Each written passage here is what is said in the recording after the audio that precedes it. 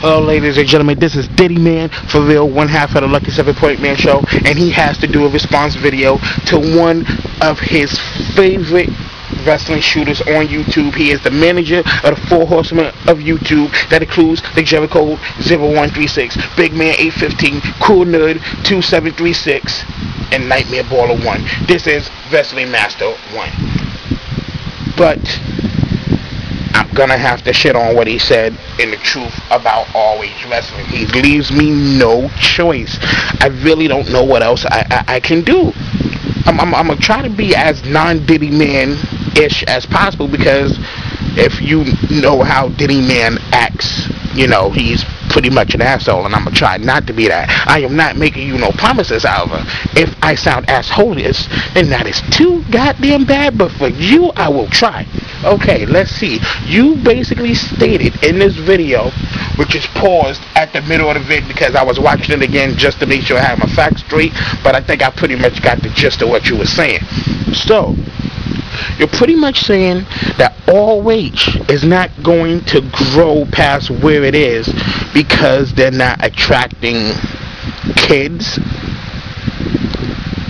So, you're basically saying that they're not going to get any more of a core base than what they already have. They're not going to grow past what they already have because they're not going to John Cena themselves. Okay, I'm gonna have to do my best to crush this as much as possible. I'm gonna simply just say ECW. And that's pretty much all I need to say, but I'm going to explain that. ECW never appealed to kids. They never appealed to anybody who wasn't over the age of 18. They never went for those type of fans. But they gained those type of fans anyway. They gained under the age of 15, actually. They had like 13 and 14-year-olds who knew who the fuck they was. My nephews, who at the time was 5 and 6, knew who they was before I knew who they was, which is a goddamn shame as a wrestling fan to me. That made me look pretty bad because I called myself a person who knew a lot about wrestling, and it took a 5 or 6-year-old to tell me about ECW. Slap in the face on my part for that one. But getting back to the point, ECW was strictly an adult-rated show, and they went well past and beyond where people thought they was going to be. Well past there. They not only went and gained audiences who you would never even think would be associated with a product like that, they even gained kid fans. Do you realize what an accomplishment that was for them to do that? And basically, with the way they was, hardcore busting niggas open with thumbtacks, flaming tables, stapling paper to niggas' heads and shit, and they had kids knowing about that and actually being allowed to watch it? Please. And especially when Vince McMahon actually acknowledged them. The first time he acknowledged them, when he let them basically run through his show and basically beat up a few of the dudes on the show. And if you don't believe me, go to RKO Kids page, look at the history of ECW in all 18 parts. Yes, it is 18 parts. It's going to be a long watch, but it's worth it. You can see it there. The first time Vince McMahon let them come in there, I think it was 96 or 97. He let them come in there, beat the shit out of people for a couple of months, I think. Wasn't too long, but he actually acknowledged that they existed. Why? Because they had came up so far, people was at their shows chanting it, that he couldn't ignore it. He couldn't ignore it. Yeah, he bankrolled the motherfucker, but he still couldn't basically ignore the fact that people was coming to the shows chanting it. So basically he said, what the fuck? Let them come to the show. And basically ECW got more notoriety. They damn near became what WWE is, and notoriety alone, not in funds, because in funds they was basically broke as hell. Paul Heyman could have paid no motherfucking buyer no money, but in terms of notoriety, they was right up there with WWE. As far as I was concerned, they was past these WCW, regardless of what that motherfucker should I keep forgetting his name? Eric Bischoff. Regardless of what he says, ECW came up well and beyond past its measures. So what is all this that I've been talking about for the past 4 minutes mean? It means that ROH is just like ECW. The only difference is they're not relying on just hardcore shit to get by. They're actually using their God-given wrestling ability.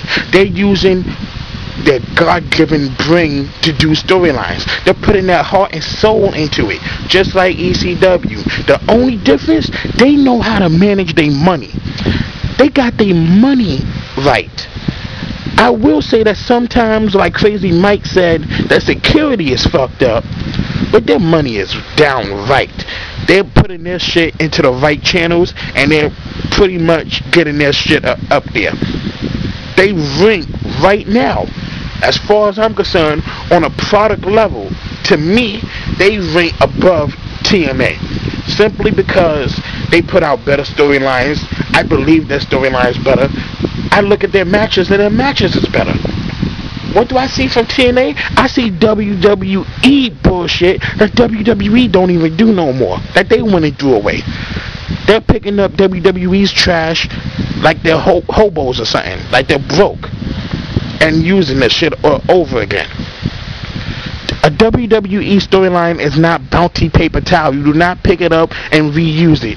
You leave it thrown away, you create your own shit. If you can't do that, then you need to go try something else. If TNA can't get by on their own ideas, then they don't need to get by, and that's just it. Flat out, plain and simple.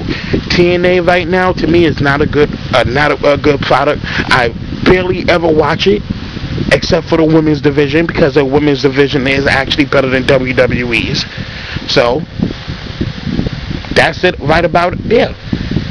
Always got everything down pat. They do not need the kids. I am going to repeat this for you. They are surviving right now without the help of any of the kids. They are moving up in the ranks without the help of any of the kid demographic. They're up where they are now, not because of the kid demographic. It's because of the wrestling fans. They're moving up slowly. They're using their capital slowly. If you notice, they're slowly moving from town to town to town, just leaving bits and pieces of ROH there.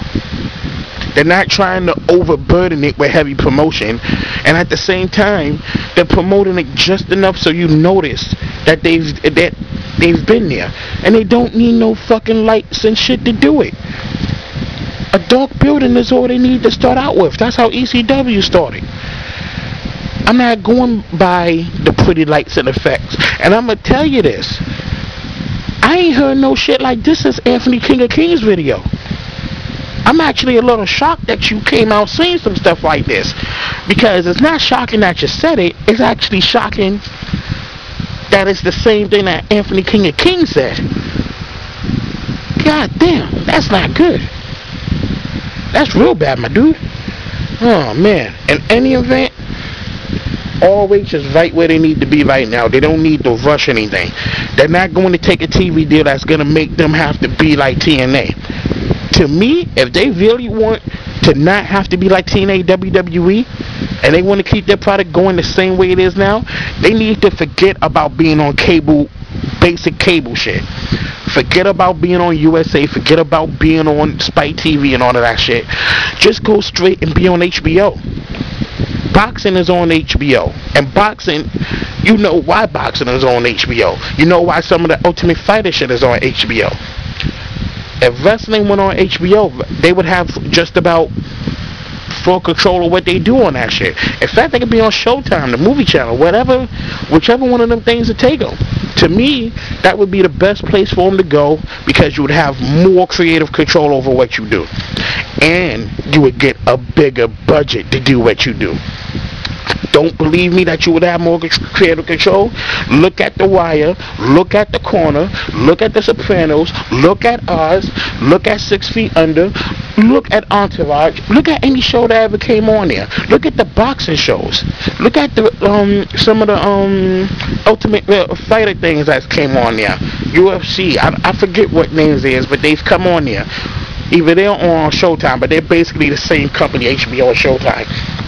So I'm just saying to you, man. Appeal don't matter. Something like that don't matter. It matters for the first time that somebody sees it. Let me give you an example. If you put WWE in front of a casual fan right now, yeah, they'll watch it. But see, the thing about that is, if you put ROH in front of them, they'll watch that too. It don't matter. For a casual fan, they just turn there and just be like, oh, wrestling. Hey, somebody's on here. Let's watch. That's basically what a casual fan is. So if that's what you're basing it on, the casual fan to do that for ROH too, because it'll still be wrestling.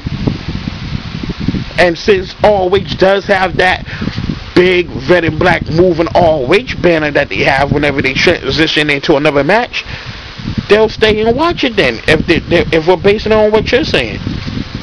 So to me, I'm not going by that.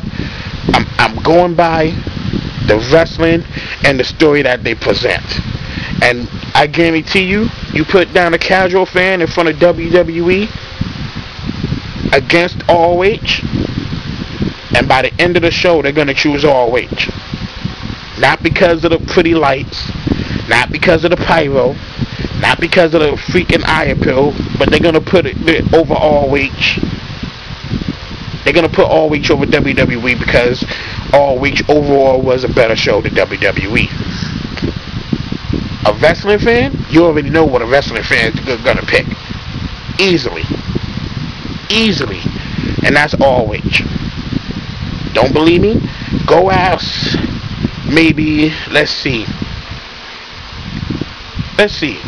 Go to Vinyl B's Goods page, pick 100 YouTube shooters out of his 333 subscribers. Pick 100 shooters from out of there. Ask them all, what would you ever see between the three companies, TNA, WWE, or ROH, and see how many percentage of them come back saying ROH. I can almost guarantee a 66% percentile go in favor of ROH.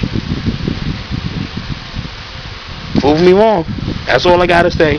Diddy Man for real, taking up 12 minutes and 23 seconds of your time, and I'm gonna end this by saying, watch your CSIs instead of watching crappy ass SmackDowns on Friday nights. Because if you want to be a good criminal, watch CSI and learn how to be a good criminal. Have a good night, ladies and gentlemen.